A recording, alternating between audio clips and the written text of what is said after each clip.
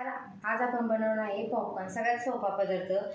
त्यासाठी लागणारे साहित्य पाहून घेऊ आपण। हळद, पॉपकॉर्न आणि तेल आणि मीठ, सगळ्यात कमी साहित्य लागतं। त्यानंतर आपण कढई गरम करायला ठेवूया। कढई गरम झाल्या की त्यामध्ये आपण थोडंसं तेल टाकूया। तेल टाकल्यानंतर आपल्याला त्यामध्ये 1 चमचा हळद टाकायची आणि थोडंसं मीठ टाका आवडीनुसार, म्हणजे त्या पॉपकॉर्नला छान प्रकारे लागतं ते। आणि हे टाकून द्या पॉपकॉर्न, त्याला असे हलवून घ्या, 5 मिनिटं हलवा।